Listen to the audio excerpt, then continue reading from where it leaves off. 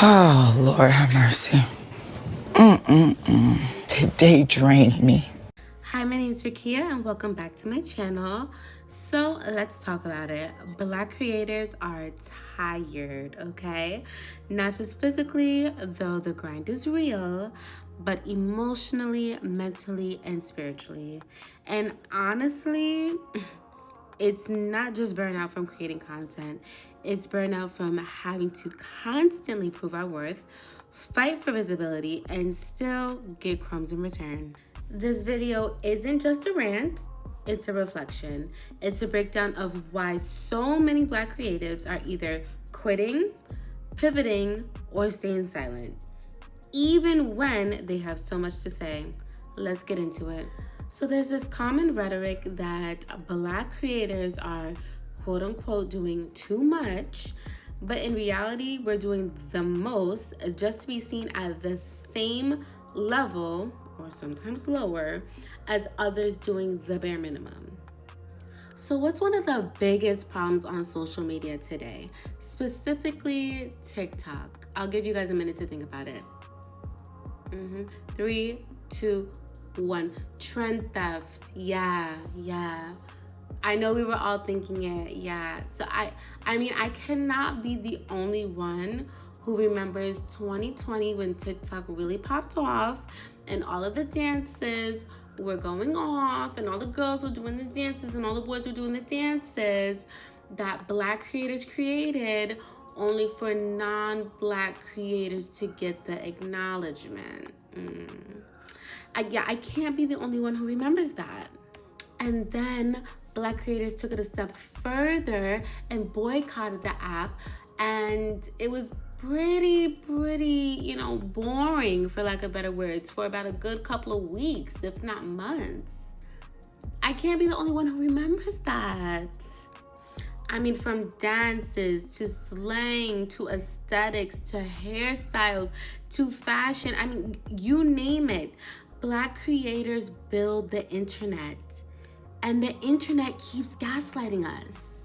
I mean, I personally knew I was not a fan of TikTok once they tried to play young Jalea and her creating that renegade dance, and they pretty much put the spotlight on any other non-Black person who was doing that dance and kind of just left her for dust.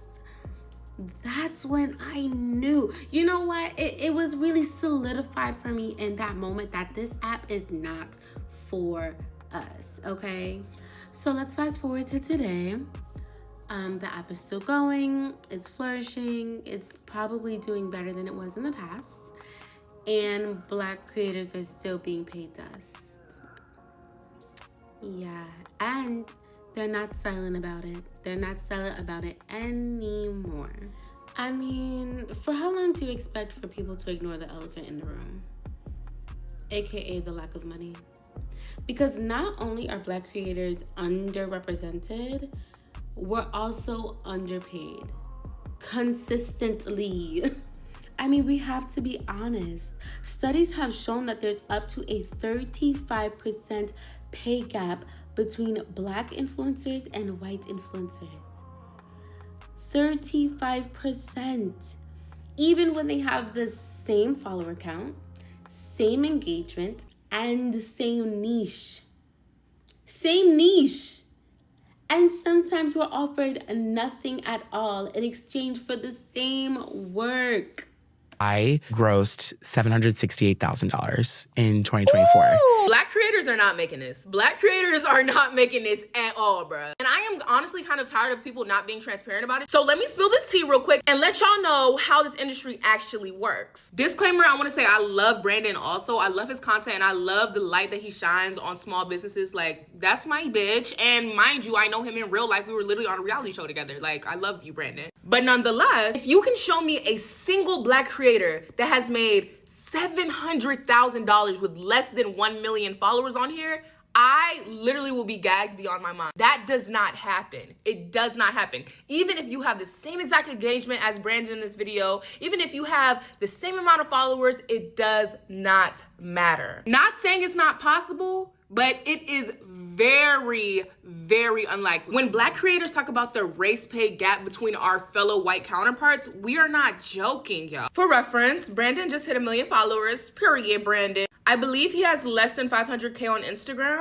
I have nearly 3 million followers on TikTok, and I have 1 million followers on Instagram. For reference, my niche is fashion. I also do makeup. I also do talking videos. I do all types of shit on this page. I had a song that went #1 on the TikTok charts on here, a trending song with over 1 million videos made. I started a worldwide trend on here called Aaliyah Core, and I inspired women, Black women specifically, to dress how they want, to dress alternatively, to be yourself. I talk about self-confidence on here. And I'm saying all of this to say that my page is 100% brand safe. You feel me? There is no difference between my page and your favorite white creator's page at all. Through content, I've been able to collab with Paris Hilton, Lizzo. I've literally been on stage with SZA. I've opened for Charlie XCX. I'm on a show on FX Hulu. Check it out, English teacher. And believe it or not, in 2024, off of content alone, I still did not even make half of what Brandon made last year. Once again, this is not shade to Brandon in no capacity whatsoever, but I have to tell y'all the reality. Now, I am not saying I did not make that much money off of music and acting and all of that in totality, but if we're talking about if I were to be doing the same exact thing as Brandon right now, if we were going to be making the same amount,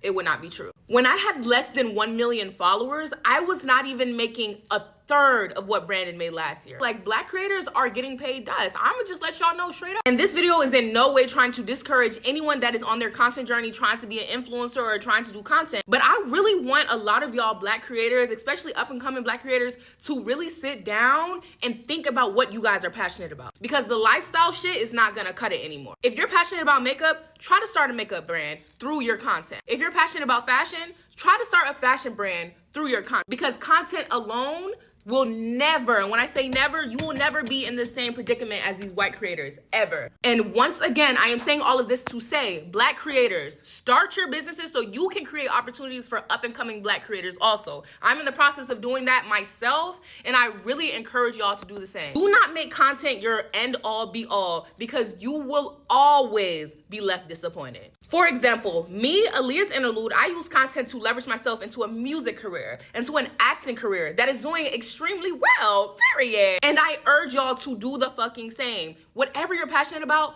please try to create a way to make money off of it that does not require other brands to sponsor you to make money. Make your own bag, because at the end of the day, being Black in itself means you have to work 20 times harder than any other demographic. Period. You are loved, you are important, your content matters, and I really want y'all to sit with that. I love y'all so much. Ask me more questions down below and I'll try to reply. Love y'all. Mwah. Yeah, so as we heard, the girls are tired, and it's not a game, and honestly, it really begins to take a toll on, one's mental health. So let's jump into that. So problem one, well, besides the money. So really problem two. Problem two, let's jump right into it. The algorithm. The algorithm is not our friend, especially if you're a Black creator who speaks your mind. The algorithm is not your friend. There's a difference between being shadow banned and being buried under the weight of systematic bias disguised as engagement metrics, okay? Say something too pro-Black, suddenly your views drop. Speak out about injustice, flagged for violence or hate speech. Meanwhile, problematic content thrives. That's a problem. Now let's talk about when we do get the spotlight, because we can't just say, oh, we don't get this, we don't get this. There are times when we do get the spotlight. But in the same regard, it often feels like tokenism, not celebration. So for example, have you ever noticed how platforms do a huge push for Black creators during Black History Month, i.e. Target, i.e. Tarte, the list goes on, and then nothing? It's like being invited to the party, but only if we're doing a dance or a trauma dump. And then with that comes the pressure to be the right kind of Black creator. Funny, fashionable, relatable, not too political.